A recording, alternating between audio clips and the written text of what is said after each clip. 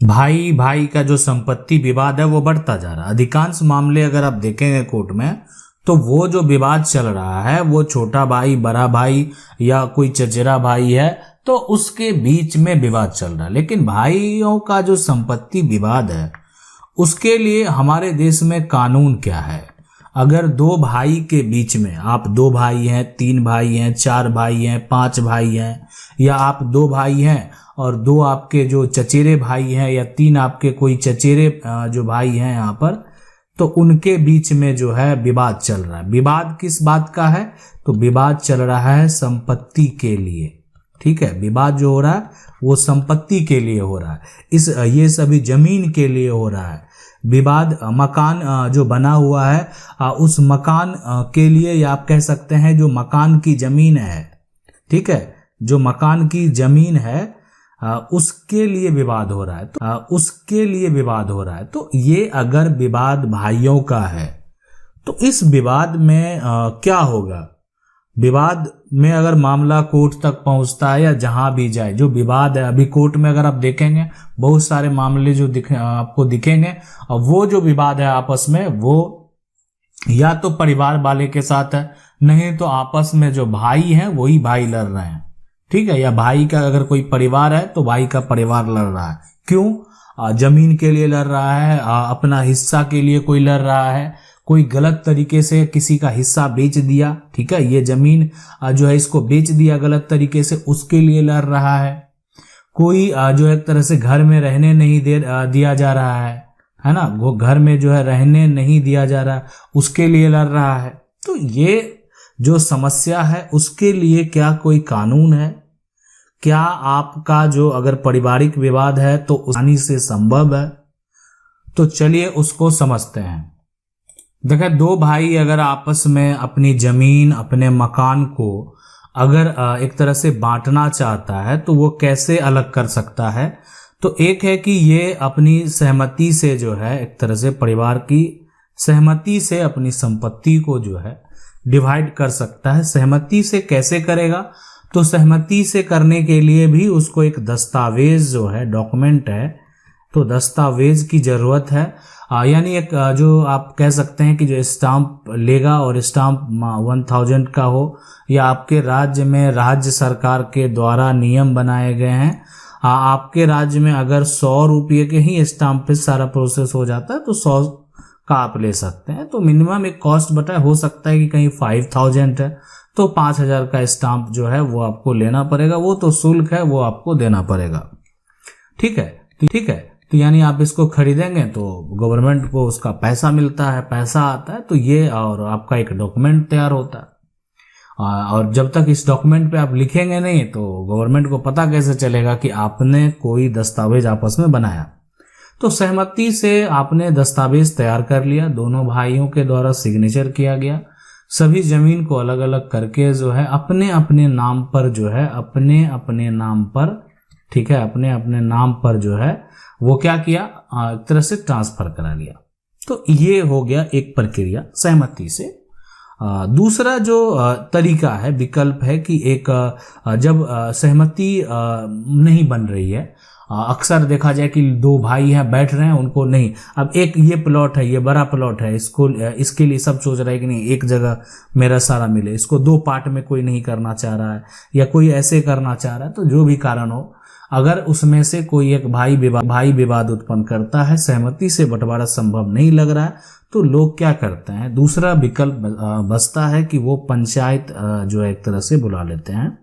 ग्राम पंचायत जो है, नगर पालिका, वहां पर जो है, इसीलिए एक तरह से वहां पर जो उनका चुनाव होता है और उसका जो एक तरह से कार्यकर्ता होते हैं या जो ग्राम पंचायत के सदस्य होते हैं उनका जो चुनाव होता है, सरपंच होते हैं, तो उनका जो चुनाव होता है तो उनका काम क्या होता है? उनका काम ही होता है कि अगर पंचायत में, है ना, पंचायत में किसी भी प्रकार का अगर विवाद हुआ, है ना, किसी भी एक तरह से किसी भी प्रकार का अगर यहाँ पर विवाद हुआ तो उस विवाद का जो है विवाद का क्या करना है, हल करना है।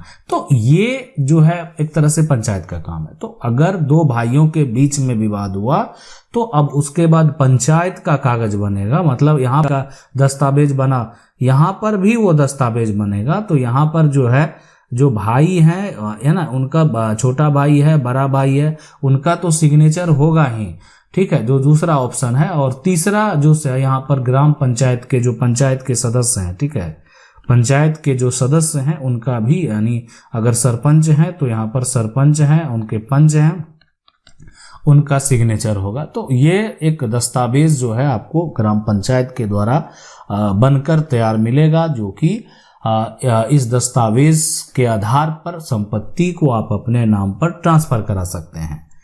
ये दोनों जो दस्तावेज हैं, ये दोनों जो आपने ग्राम पंचायत स्तर पे तैयार करवाया और आपने एक तरह से आपसी सहमति से आपने तैयार करवाया, दो दस्तावेज आपके पास मौजूद हैं।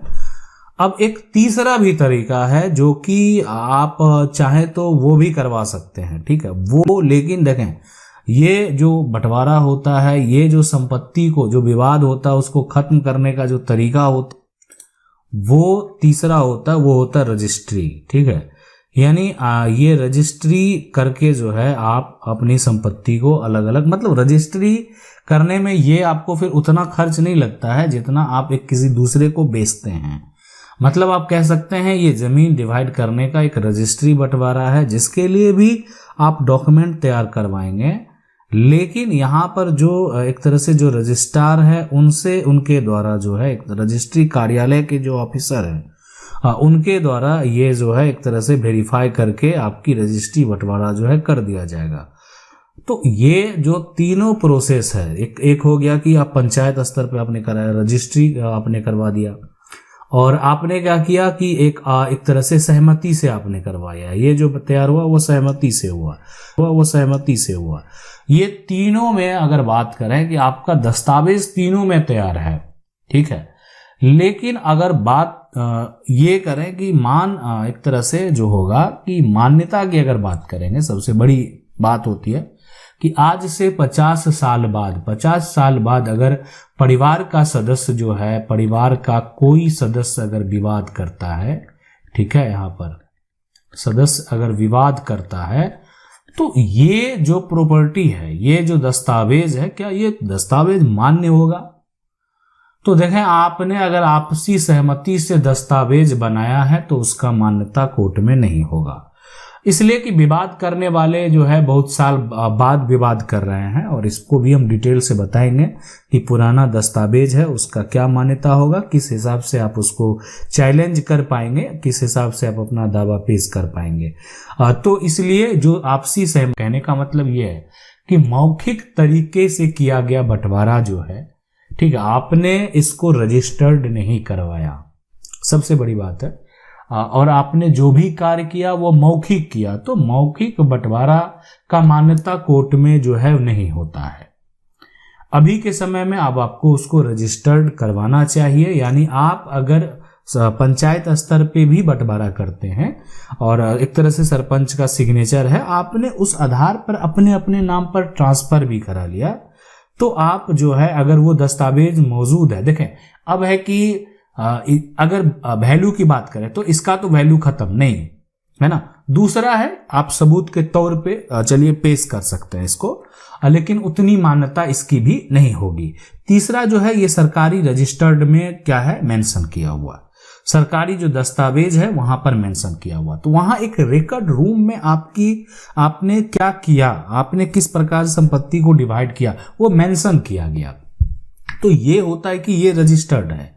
अब ये कहीं मेंशन ही नहीं, ये जो भी हुआ आपस में हुआ, सरकारी जो दस्तावेज है, आज जमीन की रजिस्ट्री होती है, जमीन को बेचा जाता है, जो बैनामा किया जाता है, सेल डीड तैयार किया जाता है, तो जमीन को जब बेचा जाता है तो बेचने पर भी क्या होता है, एक दस्तावेज ही लिखाता है, लेकिन उस दस्तावेज को सरकारी जो रिकॉर्ड है उसमें मेंशन किया जाता है।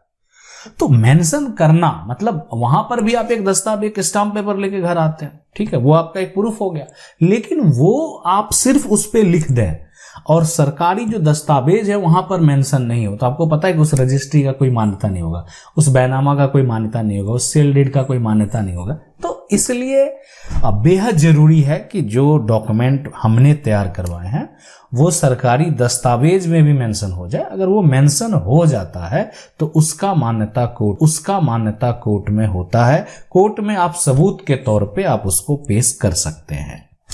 आशा करते हैं वीडियो अच्छा लगा होगा। वीडियो को लाइक जरूर कर दें। चैनल को पहली बार देख रहे हैं, सब्सक्राइब करके जो बेल आइकन है उसको जरूर दबा लें। मिलते हैं अगले वीडियो में।